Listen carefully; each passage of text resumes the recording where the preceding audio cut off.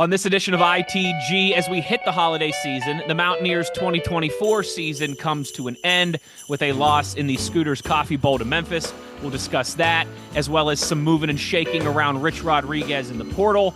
All of that and more on this edition of In the Gun. You are now watching Believe. ITG. With Wes, Owen, and Jed. Single! I've got the best teammates in the business here, all right? No way! They both played the game. They both know the game. Owen is the runaway beer truck known for having some fun. Owen Schmidt, you have a podcast, In the Gun. Owen Schmidt, like a runaway beer truck down the sidelines. Jed is the signal caller who is the X's and O's and the brainiac. So we've combined those two skill sets. Skills I've acquired over a very long career. You are In the Gun. Once you enter this family, no getting out.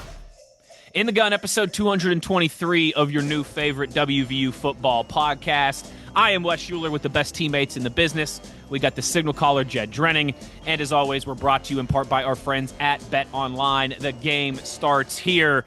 It is a busy edition of ITG. Happy holidays, Merry Christmas, wherever you may be. If you're listening to this on your travels, if maybe you're going over the river and through the woods to grandmother's house, and you're listening to this on your Christmas travels, all the best to you and yours. Safe travels out there. We hope everybody has a great Christmas, a happy and healthy holiday season and New Year and all of that stuff. We have got to talk about that shootout loss to Memphis. We have got to talk about Rich Rodriguez being there on the sideline, some portal updates, a new rule that could be shaking up college football. But before we get to any and all of that, a positive start, a happy start, someone who has played their last game for the old gold and blue and has had a hell of a career and is now getting recognized for it. Left tackle, offensive left tackle, Wyatt Milum, a consensus All-American for the big guy, becoming just the 14th, 1-4. They've played WVU football for over 125 years, right? And there have been 14 consensus All-Americans. Beanie Bishop was just number 13 last year. We're keeping this thing rolling. Wyatt, the news breaking this week. Now, remember, consensus, right? And Jed, you might know the exact number, but I think it's 4 or 5 different publications. 5 different. That includes the AP. That includes a bunch of different publications. If you are an All-American in all of those, that's what it takes to be considered a consensus All-American. Wyatt becoming just the 14th in program history. Jed, you know, we were very excited about Zach Frazier, rightfully so, and him coming out last year and how he was drafted in the second round and able to hit the ground running and have a great start to his career. Man, Wyatt could be doing that all over again, and he might even get drafted higher than Zach does, honestly, because we know that tackle is a premium position. And wherever you look, I mean, I've seen him mocked as high as number 12, number 13, number 14 range. A lot of people with him as their number 2 or even number 1 tackle on their big boards here as we kind of get to the end of the college football season and start this whole draft process and talking about the combine and pro days and the draft and all these things.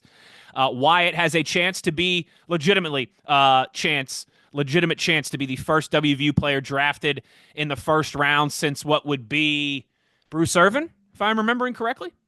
Tavon Austin. Say that part again. Tavon Austin. Right? Tavon would have in the first round, yeah. No, Carl Joseph. For the Raiders, yeah. Remember him jumping into the pool? I sure do. Yeah. And those three, to be fair, Bruce, Tavon, and Carl, there wasn't a ton of time separating those three. But yeah, I guess it would have gone Bruce first, then Tavon, then Carl. So yes, since correct. Carl Joseph. Yeah, that's correct. Hats off to Wyatt Milum. Let's start with this.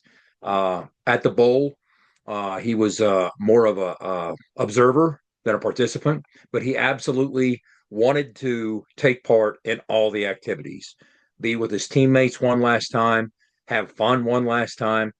The night before the game, kind of the rec room, the game room that they always set up in the team hotel at the bowl sites. That's my youngest son, Maverick. just constantly prodding, Dad, let's go to the game room. Dad, let's go to the game room. So I spend more time in the game room than I spend anywhere in Dallas. Okay. And the last night we were there, Wyatt's down there with some teammates and he's whacking we're playing some air hockey. He's playing some ping pong, just having fun, living it up with the smallest simple things. And one last time came out with his team, spent the night on the sidelines, but every time they came off the field, communicating, it was a fun time for Wyatt. Now, when you look at what he's done over the course of the 4 years, I remember I've talked many times about the first time I saw him in action.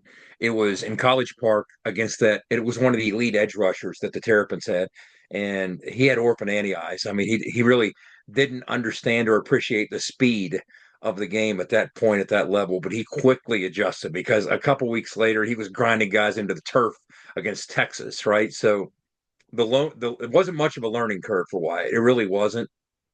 And some people have suggested, well, hey, it doesn't mean as much to be a consensus All-American because there's a misconception that this has been watered down. Wes, a lot of people think because all these All-American teams are out there available, it's easier to become one now. No, it's not. You just hit on it, Wes. All of those other All-American teams aren't recognized. It's still only 5 that are recognized. You can qualify for all the All-American teams you want, but they only look at those primary 5 as they always have. So that hasn't changed. It's every bit as impressive as it's always been. I wanted to clear that up because a couple people were confused about it and asked me, but it's incredibly impressive. Hats off to Mike Montoro. Monty on the football admin side. He's the one that's behind the scenes, pumping these guys up, working the phones, making the phone calls, sending out the emails, texting the sports writers. So it's his job to pump things up, and it's the player's job to produce and be worthy of being pumped up. Both those things happened. Couldn't be happier. Wyatt's a great kid. Obviously, we know about his history, Spring Valley, West Virginia, born and bred, all those types of things. You mentioned Zach Frazier. We talked about the NFL draft. Well, here's what's intriguing. Some of these mocks have Wyatt going in the top half, like you said, even 11, 12, 13, some of them. Here we are months away. We'll have plenty of time to talk about it. You'll be in Indy between now and then, but I said this in the broadcast because it was the last time that we would be together as a broadcast team for the season. Don't be alarmed if he starts to slide because there's a reason for that, at least in the first round. A lot of scouts project him more as a guard than a tackle. So when you look at the relative value of that position versus tackle, yes, he might in fact be the 3rd best tackle on the board, which says a lot, but he's so versatile that he might project as a guard, which could knock him into the 20s just because of the relative value of the guard position versus the tackle position. But either way, I think he has a very real chance of having his name called night 1, day 1, first round of the NFL draft. He's earned it. Somebody, as we said, just like we said with Zach, we'll say the same thing here. Somebody is going to get a quality football player for many years to come at the next level. He's about to go off to the Senior Bowl and impress. I mean, he has all these different things, these workouts. You'll see him in Indy, but could not be happier for Wyatt Milum. He has earned every inch of the accolades that have come his way. What a football player. He will be sorely missed, much like Zach Frazier. It's almost impossible to truly replace a Wyatt Milum. You can try and replace his production, but you're not going to replace the player. He's just too special. He was dominant so often, just so often. He became more of a vocal leader this year, whereas maybe in the past that wasn't the case because it was more Doug Nestor, Zach Frazier, but could not be happier. 14 that's not a very big number. We have imagine all the guys that have played West Virginia football, the thousands upon thousands of guys, and to have 14 all-time recognized as consensus All-Americans, the absolute best of the best. Hats off. Congratulations to Wyatt Milum. Welcome to that club. At least somebody from the club should welcome you. I'm not in it, but I'm glad you're there. Maybe we get Dan Moses on here to welcome him into the club or something. Yeah, maybe get Steve Slayton back on. Get Steve Slater Beanie on here to welcome him into the club. Your buddy Beanie, yeah. There you go. Yeah, I'll talk. Listen, I'll talk to him this Saturday in Baltimore. We'll see. We'll see how things go Saturday in Baltimore, and then we'll see if I can ask him. Absolutely. If you're going to Baltimore, if you're going across West Virginia, wherever you're going, make sure you're going to Toothman Ford because we all know cars cost less in Grafton. Big shout out to JR and everyone there at Team Toothman. Yeah, listen, I know there's still some people that don't like that not playing in a bowl game thing. I am reminded, Jed, you posted a picture of Will Greer, and there's people that it's been how bleeping long, 6 or 7 years, and there's people that are still, oh, Will didn't play in the bowl game. I promise you, Wyatt Milum getting drafted in the first round will mean a lot more to the Mountaineers than winning that game on Tuesday night in Frisco, Texas. I grew up, college football is my favorite sport. The Mountaineers are my favorite team. I grew up when bowl games still meant something. I'm not saying I like it any more than you, but it's just the reality of today. And I hope Wyatt has himself a great couple months here and is at the forefront of some of that conversation. The last thing I'll say about it, great point on your part. It's reached a point where he means so much to his teammates mean so much to him, that his teammates look at Wyatt and say, you have a family. I'll smack you in the head if you dare play in this game. Correct. I want what's best for you. How dare you even think about that? Risk blowing your knee out or who knows what might happen. Come on, man, you got a family to worry about. I'm your brother. Go take care of your family. They would be upset almost if that happened. Yes, so exactly right. Like the scene, like the scene, Jed, like the scene in Good Will Hunting. You know, when Matt Damon's like, I'm going to spend the rest of my life here with you and work at the construction yard. That's right. And Ben Affleck's like, if you're still working here in a year, I'm going to kill you. You know, like you got a gift, kid. You know, it's like that. Yeah. It's that. You're too good for this. Yeah. You're like, yes, exactly. Like this is good you have got bigger fish to fry, and Wyatt certainly has some big fish to fry. Yeah, we're and checking off our goals to accomplish at the beginning of the year. I'm not knocking the Frisco Bowl. Great trip. They treated us well. It was fun. But that wasn't on the to-do list for the 2024 West Virginia Mountaineers. So that's kind of a bonus for everybody. But yeah, that's the reality of it. The locker room looks at a guy like that and says, dude, what are you doing? You know, it's like, what are you doing? You got a family to put first. I'll slap you in the head if you step in here and get hurt. I don't want to look your family in the eye as your teammate. That's the reality of it. But anyway. Exactly right. Jed, there is also a little bit of or what could be a substantial shakeup here across the collegiate football landscape. Talk to me about this new rule. I believe it heavily involves JUCO players. This is centered around the quarterback for Vanderbilt.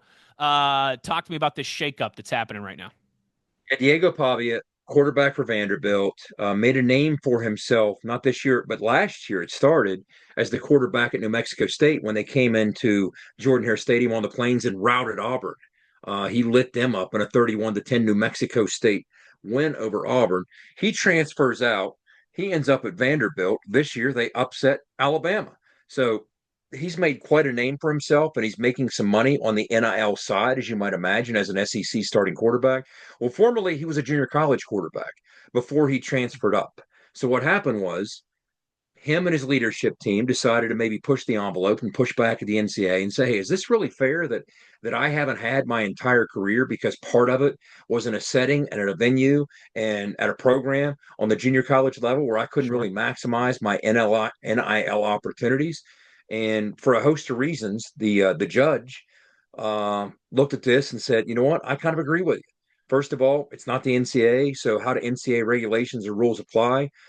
Second of all, we're going to say that, yes, you have the opportunity to not count that towards your eligibility. So congratulations, young man, you can keep playing. Now, the question is, what feels imminent?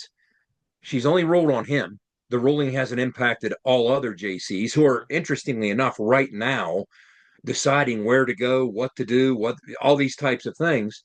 So you would imagine a couple things are going to come from this. First, junior college players will be able to transfer to the Division I level and not count that junior college time, which is fascinating. So you can play 2 years at the JC level, 4 more years at the Division I level, play 6 years. Only you can still get your full 4 because that's where you can make your money with the NIL. That hasn't been ruled on yet, but that would certainly be, it would stand to reason to be downstream from this ruling. And then, Wes, the question gets more interesting. Let's say you stay within the confines of the NCAA. What about D2? What about D3? They don't really have an opportunity. What if a D2 kid transfers up to D1? He didn't have much of an opportunity at D2 to make money on NIL with the lack of exposure. And so is that next? You would certainly think Oh, so, because geez. otherwise, imagine the mess that creates. You will now have kids. If the court doesn't say D2 and D3, they'll say, I'm not going D2, I'm going JC instead. I don't want to cut into my 2 years of eligibility before I transfer D1 if I decide to leave my D2 program. So why would I ever do that unless the same rule applies? So once again, there's so many moving parts. We're putting the cart way before the horse and just trying to project what might play out here. What we know right now is Diego Pavia, at least according to the court, as of now, is permitted to play. It's not a final decision, but it looks like he will play next year, either at Vanderbilt or wherever. And it would follow that other junior college, that hasn't happened yet, but it would certainly seem to be coming. Then the discussion has to take place. Lower level NCAA athletes, or even NAI athletes for that matter, you would think all that's going to happen. So now it's almost fascinating, Wes. The junior college circuit goes from almost being dead and really being on life support to this kind of might on some level resuscitate it. What if you're a fringe player? Do you really want to run the risk of being buried on a roster at D1 and taking their last scholarship, as opposed to say, hey, I'm going to go pump the iron and get some reps on tape at a junior college, because I know that doesn't count toward my 4 years. So I'm Yeah, going to go beef up, sharpen my skills for 2 years, and then be ready to get paid man. after So 2 years. this is almost like we might have to revisit this and bring Big O in on this and get back to this in the off season when we've got more time. Oh, we will. Because it's very interesting to me, because I can see a lot of the reasons why this should be allowed. I could also make a very good argument about why you can't have 24, 25, 26-year-olds all over the leagues in a sport with a bunch of teenagers still. You know, like You can't make sense out of it, Wes. All you can do is say fascinating this. to me, this conversation. It Ever really is. since the 9-0 Supreme Court ruling that started this all, people have been terrified and or reluctant to, on any level, resist anything a player asks for in terms of being allowed to play or move or extend his career, because again, they do fear, like, hey, do I really want to battle this and have antitrust penalties slapped on me? Sure. I saw where the court stands on this. You want it? Okay, we'll see what we can do. Maybe kind of lean into it and stop you. If that doesn't work, have your way. And so, yeah, we'll discuss this many times, because it will be a topic of the off season. I promise you, it's going to be a big story moving forward. We're going to look up in 10 years and it's going to be all Brandon Whedon's playing college football. It's going to be a bunch of 28-year-olds with a child and been married for 4 years and have a kid or two. Yep, absolutely. Another Everybody's going to be BYU. That's exactly right. Another thanks to our friends at Fortis, our buddy Rick Lewis, for roof performance and financial certainty guaranteed. You got to visit fortis.us.com. All right, Jed, before we go to break, some portal updates. They're coming hot and heavy for the Mountaineers. As we expected, as you warned, as we all discussed, wait until after the bowl game. There will be some movement. Expect that. Don't panic. Don't be surprised by that. But then in the 48 hours or so that it's been when you and I record this, it'll be more like 3 days or so by the time people listen to this. There have been some substantial names that have entered the portal. We know Trotter was in there already. He's committed to Missouri. But just since the game ended Tuesday night, I know Thomas Remack has entered, Trey Lathan, C.J. Donaldson. I know I'm forgetting a couple others off the top of my head, but some big names, some starters, certainly. Who else you got? What other updates for us? What other moving and shaking are we looking at here? As always, this is dynamic. This changes constantly. So by the time we put this up, who even knows what it might have changed since then? But as we speak, taping here at 7:37 on Thursday night, here's kind of where we're at. Raleigh Collins, we already knew. Josiah Jackson. You got Will Dixon.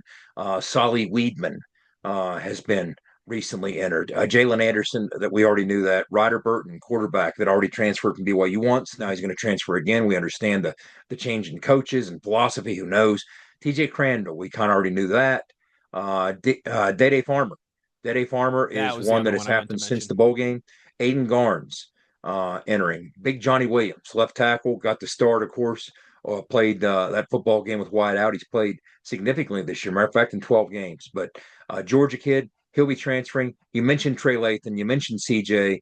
You kind of got to figure, okay, I don't want to say that's a working pair. They played high school ball together. They're very tight, Trey and CJ. So if one went, not surprising that the other did as well. The most recent of which was Tomas Rimac. Wish Tomas the best. He's given us 4 really good years.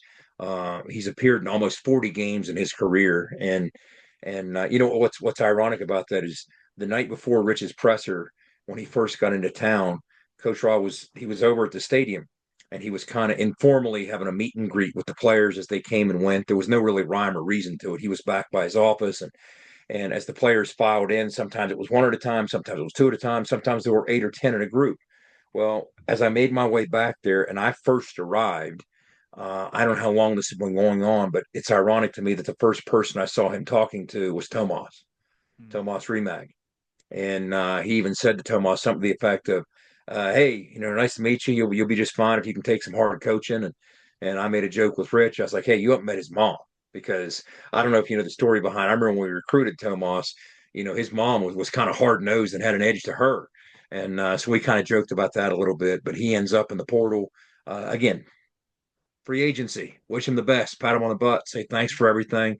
It's not what it was with this animosity from 3 and 4 and 5 years ago when all this got rolling. That's not what this is. There's no betrayal. They're just trying to do what they feel is in their best interests. Yep. So, and Jed, more power to them. One thing too. This is not a guarantee that all these guys will not be wearing old gold and blue next year. I think that's important to note from you too, because like you said, 3-4 years ago when this stuff was starting and a lot of these were coming out of nowhere, it was very obvious that these guys were leaving. There have been plenty of examples of, heck, we just saw it when we went from Bob Huggins to Josh Eilert last year in basketball. There were some guys that entered the portal, just waited to see and who the coach was going to be. It was Josh Eilert, came back. Not everybody came back out of the portal, but there were players on the basketball team. Kerr Kriisa, the point guard, was one of them who took his name out of the portal and ended up staying at WVU. So that always a possibility too. And for that matter, that's happened with some kids. Some kids enter the portal, and what they'll do is they'll start to get a sense of what their value in the market is, and then they'll come back to WVU and tell the staff, "Hey, here's kind of where I'm at. Can you match that?" And oftentimes, West Virginia is in a position for competing against Big Ten or SEC schools in a bidding war. Say, "Sorry, I wish I could, but I can't." Mm-hmm. More power to you. And that does happen. That is happening. So that weighs into the equation as well. It's not as though we're just saying, "Well, get out of here then. We don't want you." No, correct. We'd love to have you, but we can't afford you on our roster with our pay structure, even with it increasing as we hope that it does, with that number that SEC school might be able to, or that Big Ten school might be able to. So there's that element of it as well. But it's not the end of the world. And here's what I mean by that is something to bear in mind. You and I discussed this. We're going to get into the fact that Rich spent a lot of time in and around the team on game day in Frisco. I spent some time with him before and after the game. But remember, guys, last summer, okay, there's a reason that Jacksonville State started 0-3 and then ripped off 8 straight wins. Last summer, Jacksonville State added 40 players to their roster last summer. 40 players, not last spring, last summer. And by the time late September rolled around, they had things humming, and they ripped off 8 straight wins after that slow, disjointed start. Now, just a handful of years ago, that was not possible. Rules changes from the NCAA in the last 2-3 years with OTAs, off-season team activities, very similar to the NFL. 3 or 4 years ago, you couldn't ask the strength staff how a kid was doing. A coach wasn't afforded the opportunity. Literally, that was the rule. You couldn't say, "Hey, Mike Joseph, how's that kid doing?" You weren't allowed to even do that 3 or 4 years ago during summer workouts. Now, with limitations, you can actually have hands-on coaching with the staff, and that player is moving forward, learning your system, repping things out. So within regulations, within limitations. So there are a lot more possibilities over the course of summer workouts of what you can now get done versus just 3 years ago. And that was found possible, proof in the pudding last year at Jacksonville State. And that's part of the reason they were able to put that thing together and win the conference. Certainly were. And listen, I mean, that is kind of the nature of the beast right now in collegiate football, I think, especially when you see coaching changes. And so, you see all the names, and it can be like, whoa, hold on, wait a second. I knew we were going to have some absences, but I wanted to keep that guy. This is a fluid story that will continue to evolve. And I know a lot of you right now, you anxious Mountaineer souls. I get it. You're just like me. You're pulling your hair out. You're scratching yourself. You're like, come on, can I get a coaching announcement? Where's my D coordinator? Huh? Give me somebody in the portal. All right, give me a commitment in the portal and give me a defensive coordinator. I get it. All right. But just breathe. Bowl season's still going on. A lot of guys still coaching. A lot of guys still playing. Just breathe. This will be a fluid, ever-evolving story for sure. So actually, breathe and buckle up at the same time, because we're not going to have all the answers anytime soon. It's going to be ever-evolving. Here's a little tease for you. Yeah, there are bowl games going on, Wes. I mean, there are bowl games the next handful of days. There are bowl games December 27th, December 28th. So we have to watch out, wait on these things to unfold as contacts will be made, and the staff at some point will be assembled gradually over the course of time. No rush, just get it right. The more pressing priority right now is making sure that you at least do what you can within the confines of a reasonable time frame to tend to the roster. But we'll talk about that too as things go. There's a second window. The market does change, but after that it changes again, even after the April window closes. So we'll talk about all that. And what's the famous John Wooden line? Be quick, but don't hurry. Be quick, but don't hurry. Yes. Be quick, but don't hurry. Trust you, Ren Baker, Rich Rodriguez, everybody involved. They're being quick, but they're not hurrying in this process at the same time. We got to get to break. On the other side, we will put a bow on this season for the Mountaineers, what Jed saw down there in Frisco, what he observed Rich Rodriguez doing down there at the Scooters Coffee Bowl. Mayonnaise or coffee? I don't know what I would rather get doused in, but these bowl games lately, I tell you what, they've been all over the place. We'll talk about all of it when we return. You are in the gun. For nearly 20 years, Fortis has been the nation's leader in providing guaranteed roof performance programs for commercial buildings. Fortis offers roof performance solutions that feature extensive initial and ongoing reconditioning for commercial buildings as an alternative to traditional replacement, with long-term performance guarantees that are backed by global leader Lloyd's of London. Fortis offers a comprehensive range of roof performance management programs that provide financial security, extend the life of our customers' roofs, and make a significant impact on ROI. Fortis is currently improving performance and increasing ROI for customers at more than 4,800 locations, with more than 140 million square feet protected, including many Fortune 500 companies that have turned to Fortis to save money, gain financial certainty, and extend the life of their existing roofs. Fortis has helped customers save more than $520 million in capital roof replacement costs for an average ROI of over 250%. To learn more, visit fortis.us.com. Fortis, roof performance and financial certainty guaranteed. Nobody supports the blue and gold Mountaineers like Toothman Ford. With over 20 NIL deals and counting, Toothman Ford continues to rally behind our student athletes. And it's time we rally and support the dealer that supports the Mountaineers. Not only does Toothman Ford offer the best prices in the state on pre-owned, their never over MSRP campaign on new Fords guaranteed to save you thousands. Drive with pride all season long, knowing you're supporting the dealer that fuels our Mountaineers. Toothman Ford, where cars cost less, in Grafton and at toothmanford.com. At Johnston Equipment, you'll find the area's best selection of Coyote tractors and loaders. Stop in and see all our compact equipment, with multiple options available including full cab, diesel, rubber tires, or track loaders. You'll find attachments and implements to get anything done, and low-rate financing options. Johnston Equipment has what you need to get the job done right. Come see the full line today at Johnston Equipment on Route 33 between Weston and Buchanan, or visit JohnstonEQ.com. Back in the gun here as we roll along, and it's time to wrap up the 2024 season. But before we get to the Scooters Coffee Frisco Bowl and that kind of crazy, hectic 42-37 Memphis victory, Jed, I got to know, as someone who's never had Scooters Coffee, listen, I made the Mayo Bowl joke and getting doused with mayo or coffee right before we went to break. Anyone who was listening to our podcast this time last year, you know I love Duke's mayonnaise, all right? I'm a mayo fan. Duke's is the best mayo in the world. My wife bought Hellman's mayonnaise before Thanksgiving this year, and we had to sit down and have a very serious conversation. We had to renew our vows and really talk this thing over, because we are not a Hellman's house. We are a Duke's house. But, Jed, I've never had Scooters Coffee. So before we get in, I mean, Scooters Coffee, I take it you had some. What were your thoughts? What's your review? Yeah, for the first time ever, I hadn't had it either. But if you're asking me, what do I prefer as a bowl sponsorship, coffee or mayo? The answer is easy. There was no Mayo Shack in the bottom floor of the hotel that I started my day with every day. But there was a Scooter's Coffee Shack down the escalator from 2 to 1, right where you enter the Omni Hotel. So every morning it was open till 10. I was down there grabbing my free Scooter's coffee and start my day with it. And it's not bad coffee. Again, it's not around here. You mentioned one in Akron being the closest. Yeah, I'd on heard Tuesday. of it, obviously. On Yeah. Tuesday, in my mind, I was like, I wonder where the closest Scooter's Coffee is. There's a couple in Ohio. So there's one not terribly far from me in Akron. If I would have been younger and didn't have like a real day job and everything, if I didn't have radio to host and produce for my day job, I might have driven to Akron and gotten one and like shot a video and made a content piece out of There it. you go. But you know, But duty you calls. have a Duty life. calls. So yeah, I started my day with it. Yeah, it was good enough. And as you know how these bowls work, there's always care packages and gift bags and this and that.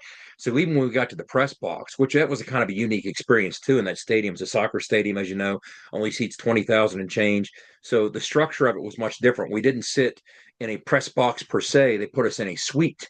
We were on the suite level, not the press level, because it gave us much more space to operate. It was perfect. We had all kind of room in there, but you step in there and there's gift bags everywhere for the crew and whatnot. And part of the gift bag was, a package of Scooter's coffee to take home. So I got some upstairs, and we're brewing some of that probably tomorrow morning. But yeah, it was good coffee. It was good. I mean, we had fun on the trip.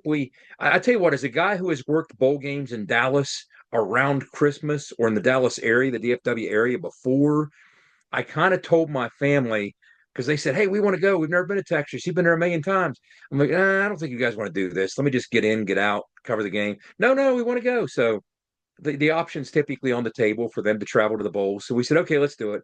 And we had a great week. We had a great week. They had a blast. Something as simple as taking them to Buc-ee's, that I kind of take for granted because I've been down there. Hard Eight barbecue and Hard Eight barbecue. Of course, I had to take him to Daily Plaza. History. What kind of history nut dad would I be without doing that? Of course. And we poked around in Dallas. We just had fun, and even the Frisco area, Wes. It's fun talking to those Uber drivers who grew up there, and they're like, "Look, in the late '90s, this had 22,000 people. Now it's almost 300,000." They're telling me this was nothing but fields out here by the hotel, and this 6-lane was a 2-lane highway, and how much it's all changed. It is so booming. Like even around the hotel, there was this football field.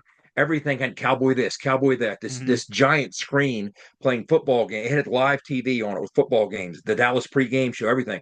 And Mav got to go out with the other coaches' kids and play a pickup game on this giant field connected to the hotel. But that neighborhood, that area, it's a business district called the Star, is what they call it in Frisco. Yes. Yep. And it's like several blocks. And you can just walk this direction, that direction. There's all kind of restaurants. And it was a really cool area. It was a hopping area. They handled the bowl very well. The sponsorship was cool. So yeah, as bowl experiences go, I'll tell you what, my family asked them. They were resoundingly in favor of the experience, and they had a blast in Frisco/Dallas. As an employee of the Steelers, I have no affectionate sentiments towards the Dallas Cowboys organization, but that whole Star area is sick. They've got their radio studios there. They are sick. They look like something out of Star Wars. It is pretty stinking cool. It is pretty stinking cool. Well, Jed, it was an impressive Christmas tree. Yeah. It is an impressive Christmas tree, and it was. I tell you what, a fun game to watch. 42-37, a dramatic ending. Some little controversy there on the ending too. But my kind of, now we've had about 48 hours since the game has played that you and I are recording this, so it's not quite an instant reaction. But my biggest takeaway is, listen, you know this about me, that WVU football is my favorite team in the world, and those 12 days are like 12 church services to me when WVU plays. And the 13th game, I don't care what type of game it is, I'm locked in. But it was also, about 9:15 on a school day when this game started. I had just gotten back from Philadelphia Sunday night at midnight. I'm fully in that grind part of the football season. Was on the road in Philly for work all weekend. Get home late Sunday night. Back at it Monday. Long week this week. We leave for Baltimore Friday. Game Saturday. Back Sunday. Game next Wednesday. Right? I'm in a stretch of the Steelers having 3 games in 11 days here. Where I'm going with all this is your boy is a little worn down. Your boy is a little beat down, right? 2 young kids, holiday season, all the craziness of my normal job that revolves around football, plus the Rich Rodriguez hiring, plus the bowl game. It's been a busy heck. I'm doing Penguin stuff now too, hockey season going on. There were a couple times Tuesday night, I'm not going to lie to you, where I thought, all right, maybe I'll go to bed here now. I mean, I never turn a WVU game off. No, I mean, there's been times in the past. I remember Neil Brown's first year, right, when we lost to Missouri like 42-7 or 45-7, whatever it was. I watched the whole thing. I was locked in the whole time. Some of those games this year that got away from us, I was locked in the whole time. I can't turn it off. But it was late. I'm exhausted. There was a couple times where I was like, all right, maybe if we punt here or if we whatever here, if they score here or we punt here, I'm going to bed. And that happened probably 4 or 5 times throughout the night. And every time I thought about turning it in and going to bed, Chad Scott and the boys gave me a reason to believe and to keep watching. They fell down 17-0. I thought, this is going to get ugly. I'm going to bed. Next thing you know, they're right back in it. It's a 1-possession game. Well, it was a 10-point game at halftime, 11-point game at halftime. Okay, maybe here we'll see what happens early in the third quarter. You think this could get away from us. They kept hanging around, making it a 1-possession game. Memphis would score to make it a 2-possession game, and you'd think, all right, here. And they'd march right down the field and score again. And then Memphis has this back-breaking, 89-yard play, and you think, oh, here we go. All right, now it's over. And WVU answers and marches right down the field again. So it was an entertaining game. It was a game that a lot of different times the Mountaineers could have packed it in, and our season's over. Our head coach is gone. A lot of us are hitting the portal. But credit to Chad Scott. Credit to all those guys wearing the gold and blue because they did. Hey, they fell short, but they left it all out there. And I think a lot of different times they could have packed it in. They buckled that chin strap up and they kept fighting. And for that, I appreciate the effort on what was obviously, for all those guys involved, not an ideal ending. Wes, you hit the nail on the head. I mean, what was most impressive about Chad Scott, again, acquitted himself very well pregame, halftime. The kids were hanging on every word, responding to him, just handled himself very impressively for a guy that had never really been asked to do that before. And what was most impressive is he got them to show up and play with heart. They had every reason in the world to fold the tents, call it in. They fall down 17-0 in a game that you could argue means very little, if nothing. Okay.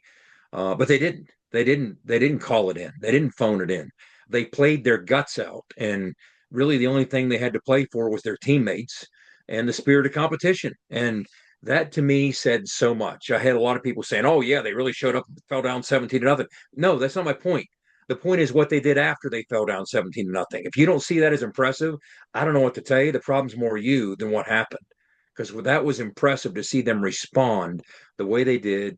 And I even said during the broadcast, in the second half of that football game, don't tell Garrett Green this game doesn't mean anything, because I don't know that I have ever seen Garrett Green more fired up and dialed in and desperate and trying everything he could to win a football game and rally his teammates than he was in that second half. He was passionately hanging on every snap in that second half. When we were off the field, when the offense was off the field and the defense was out there, he was doing everything he could, saying everything he could. Every time he came off the field after a scoring drive, firing guys up. So, yeah, if you want to sit there and say, oh, yeah, he really prepared them, they fell way behind early, you're missing the plot. You are really missing the plot. The plot isn't that they fell behind early. The plot is what they did to respond once they fell behind early, and that was just so incredibly impressive, and they came up so very short. Of course, we'll talk about how things ended. Mm-hmm. Hats off to CJ for having a whale of a game. Hats off to the O-line for helping CJ out. The run game, of course, the Lions share the second half. We went without Jaheim. He was dinged up. Actually, the entire second half, he was dinged up. They tried to ice his knee at halftime. The swelling still wasn't under control enough, so he didn't go in the second half. So CJ kind of had to carry it. And Garrett doing what he did in the run game. But Huddy Clement having the game, he looked like he was playing in a state championship and wheeling all over again. I mean, he was just a dominant force in that football game. But West, when I kept telling Garrett in the second half, it's like, look, keep doing what you're doing. Keep your foot down. Keep the pedal down. Their offense is going to start to feel the heat of what you are doing.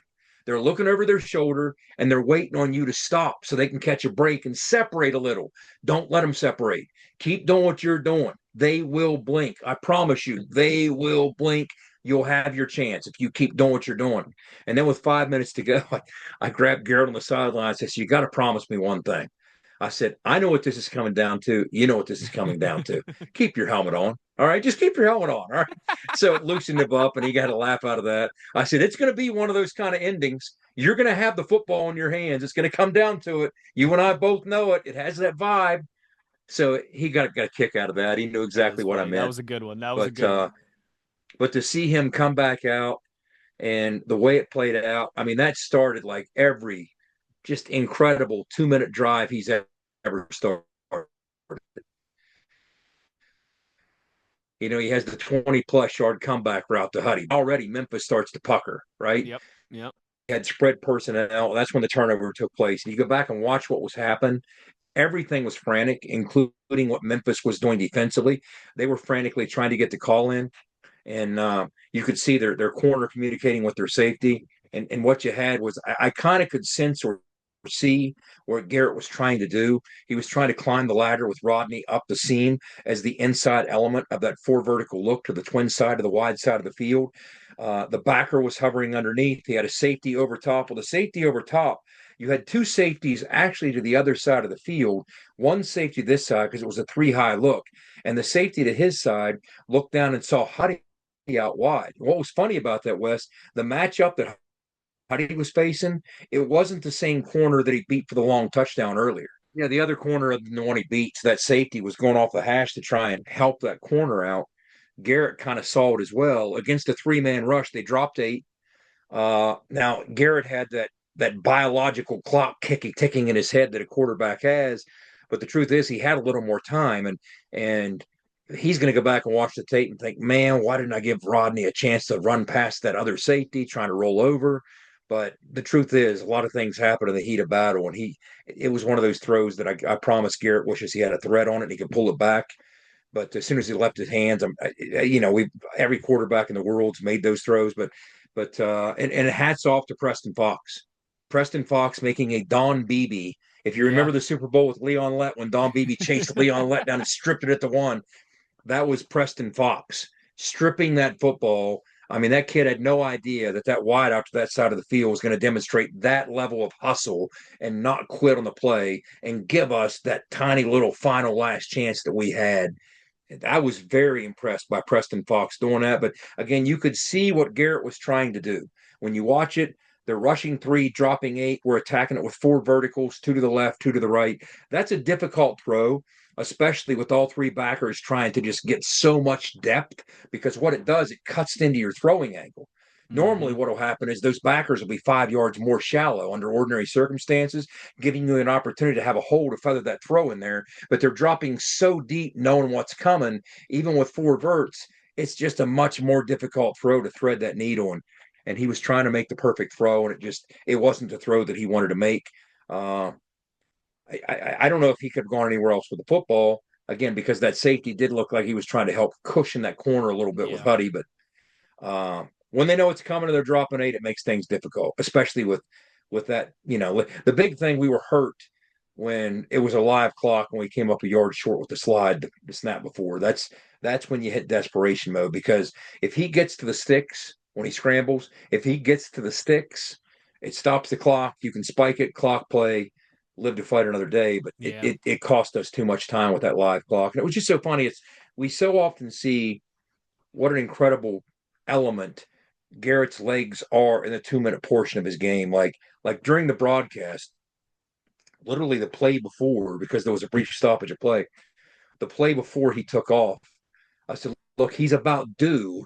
If they roll the dice and come with a 4 or 5-man pressure and they don't get home, Garrett's going to take off, and that's trouble. It was just about that time. We were at midfield. They hadn't slowed us down yet. And that's when D coordinators will usually dial up some pressure element. And if they're not familiar with Garrett, they don't recognize what's coming as much as we do. If you bring those pressure elements and you don't get home, he's taking off. Well, the next snap, they brought a 5-man pressure. They don't get home, 56-yard touchdown. That's just Garrett being Garrett.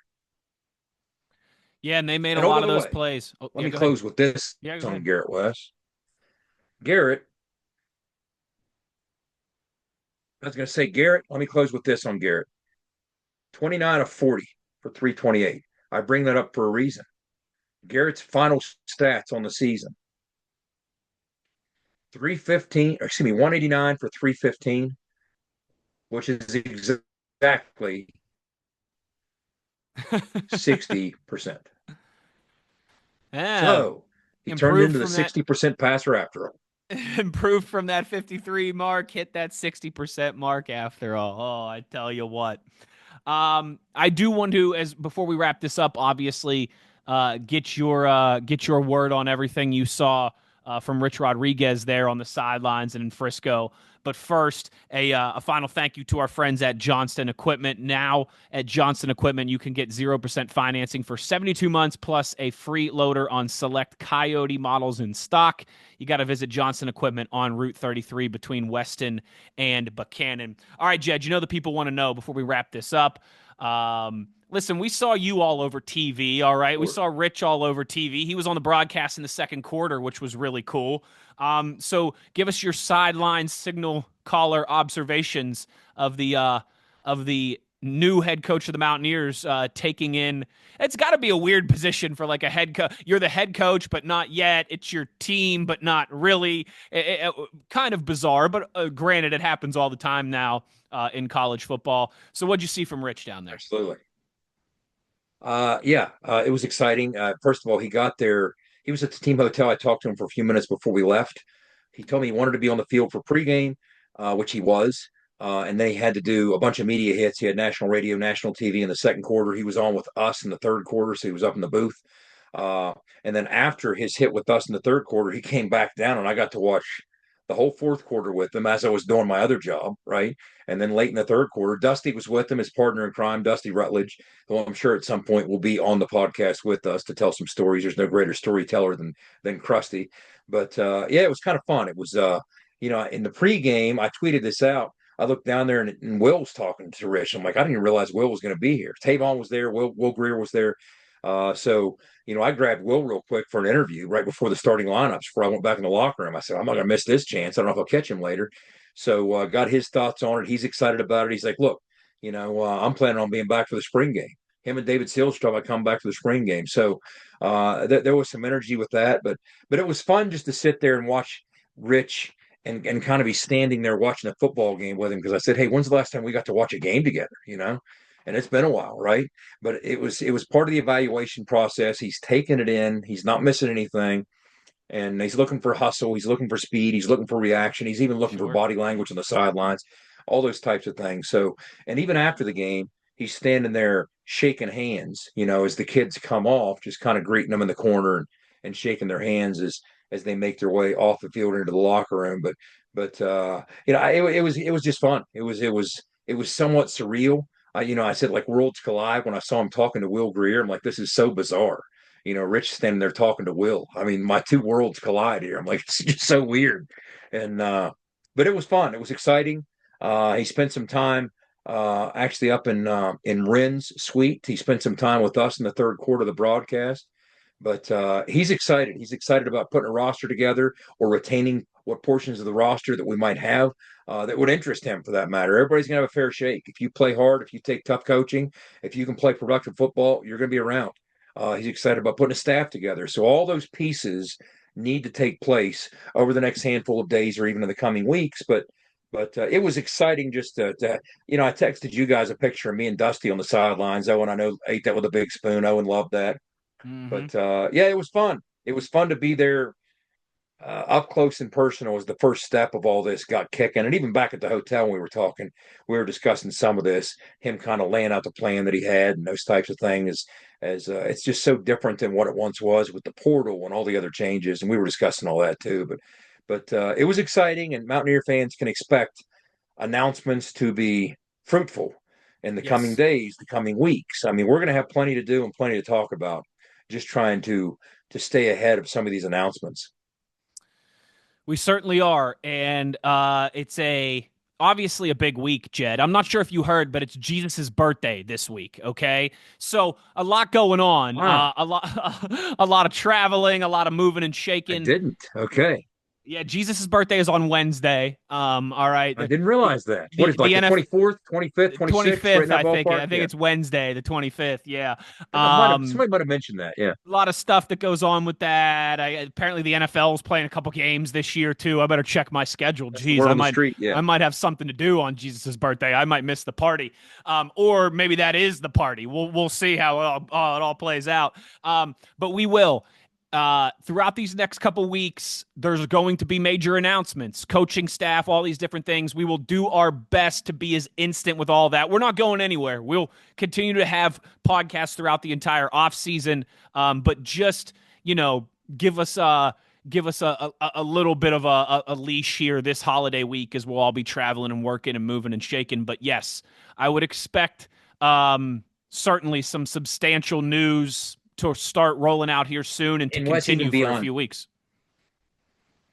Even beyond that, we're going to be doing some things, diving into the schematic side of it that kind of Owen and I are most familiar with.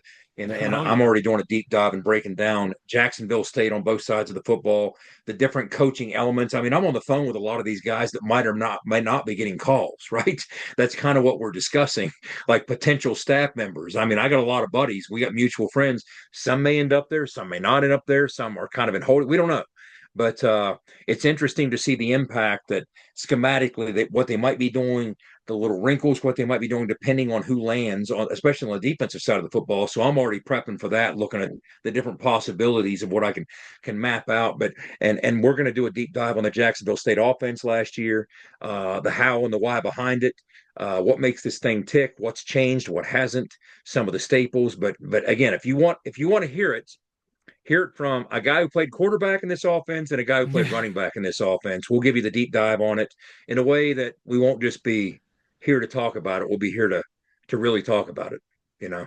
Everybody will have a hard edge by the time we're done with these episodes, baby. That's right. But yeah, so listen, one of these off seasons, there's gonna be a dull off season. All right, just not anytime soon here, and we will be here. We will be here with you the entire way on your new favorite WVU football podcast. But that will do it for this edition of ITG. For Skylar putting this all together for us as always, Santa's number one helper, really helping get ready for the birthday party on Wednesday. The beer truck, Big O. He is the signal caller, Jed Drenning. I'm Wes Schuler. The one thing we ask of you is to be an ear and tell an ear about your new favorite WVU football podcast. Take care, travel safe, Merry Christmas, and we will talk to you all soon. As always, you've been in the gun. ITG. The fun doesn't have to stop here. Be sure to hit subscribe and never miss an episode. If you have any questions, suggestions, or feedback, be sure to follow us on X at In the Gun Podcast. Join us again next time. Until then, tell an ear to tell an ear about your new favorite WVU football podcast.